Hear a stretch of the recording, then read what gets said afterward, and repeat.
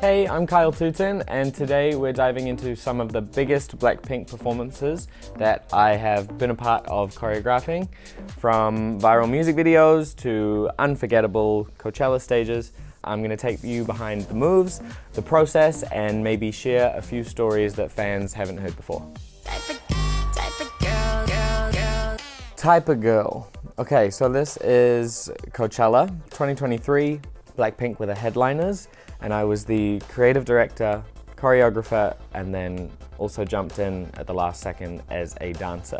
What I loved about Coachella was that we could do more than BLACKPINK had done before, and really using set pieces and props and costuming in a different way.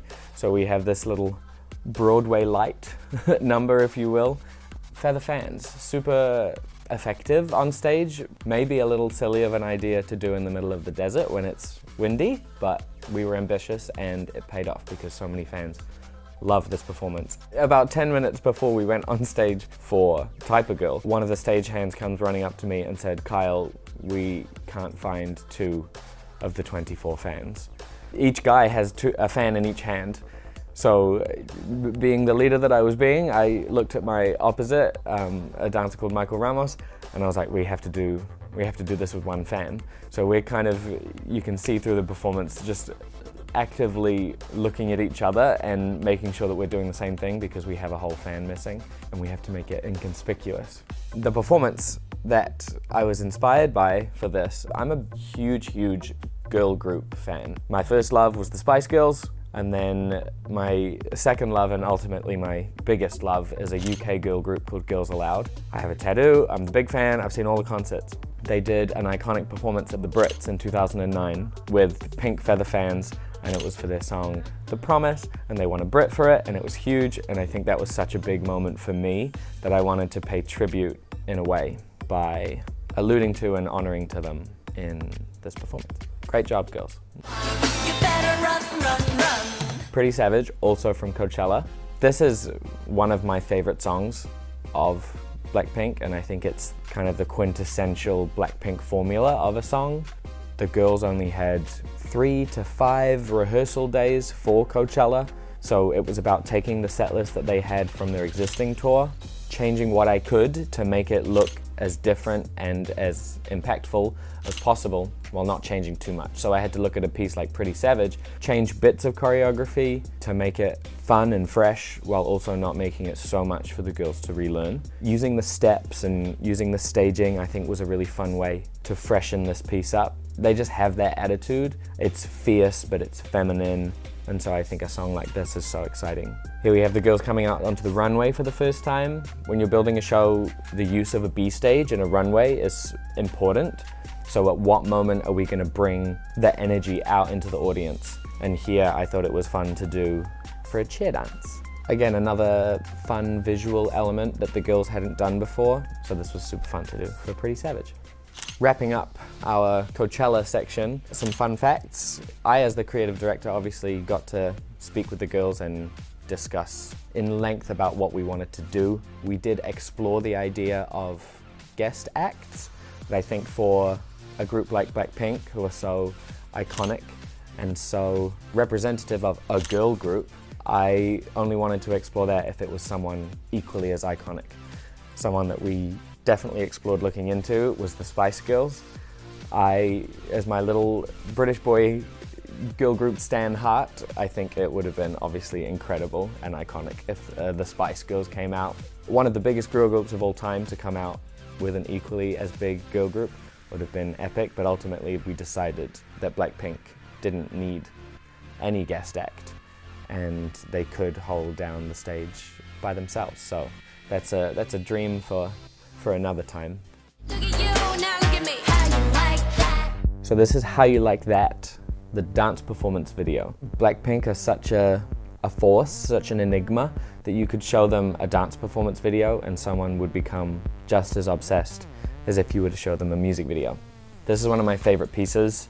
I think it's so strong, structured, and also plays with so many fun choreographic elements. And I think this is at the height of the BLACKPINK explosion. that was kind of happening in the West. They'd been building up to it. Do was a hit, obviously. Kill This Love was such a hit. They did Coachella in 2019.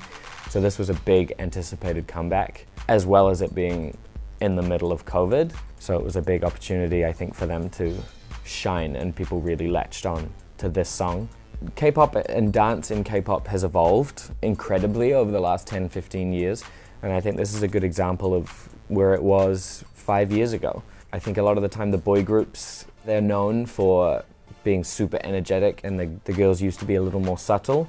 But I think this is a video that shows the girls can do it just as good as the boys. This is the ending breakdown. We have a few catwalks in there and then some floor work. I think a few people had some bruised knees, but it was worth it. I don't think we'd done a floor break before, so I wanted to go all in, and they killed it. This is Pink Venom, and this is actually downstairs in the studios at YG. K-pop works in a way where their schedules are so busy and so intense that they kind of create the piece, and then the piece works for everything. The music video, the TV show stages, and a lot of the time it's also used on tour. So you kind of have to make a one piece fits all thing.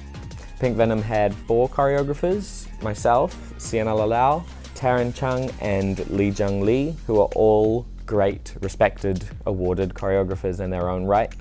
In this part there's a kind of West Coast beat behind it. We go a little bit more hip hop. The girls obviously have that kind of training. We did training with the girls a decade ago when they were trainees at YG, and I think the emphasis was a more hip hop vibe. So we did a lot of that kind of style of training, so they're able to sit into it kind of naturally. Big ending dance break. It's fun, it's energetic, it's Pink Venom. That's why people love it. So after that dance practice video, Pink Venom was the piece of choreography that ultimately we won a VMA for Best Choreography. So myself and the other 3 choreographers. The girls also performed at the VMAs. Taylor Swift was dancing to it, and it was on her playlists for her shows. It was a really big hit, and probably, hopefully, led to us being the contender for the headliner at Coachella, and kept leading the way into that big moment for them. So this is Earthquake by Jisoo. The girls obviously have been doing their own solo projects before coming back together for their tour. That's kind of what I love about K-pop, is that you don't have to break up a group to explore your own avenues. This is a really fun one. This was Jisoo's first solo song, solo, if you will, under her own company, BLACKPINK. I was actually on this shoot. This was at I want to say 4 a.m., 4:30 in the morning. We'd shot the music video, and then it was time for the dance performance video, so we had our own set for this. Choreographers for this were myself and Kani. I was the performance director, so I was kind of putting everything together. You can see me there off Jisoo's right shoulder. I really enjoyed the avenue that Jisoo went down musically. I think it suited her perfectly.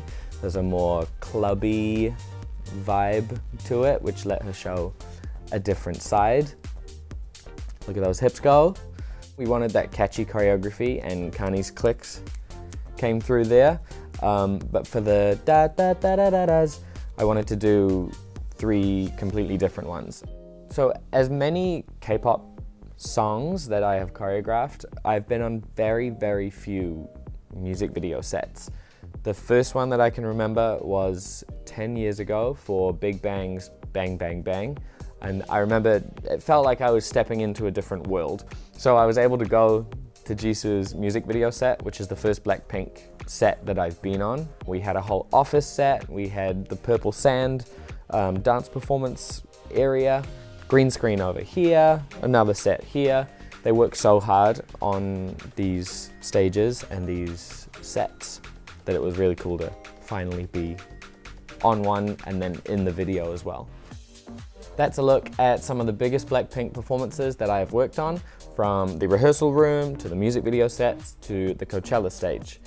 Their energy and drive and superstardom always pushes me to bring my choreography to another level.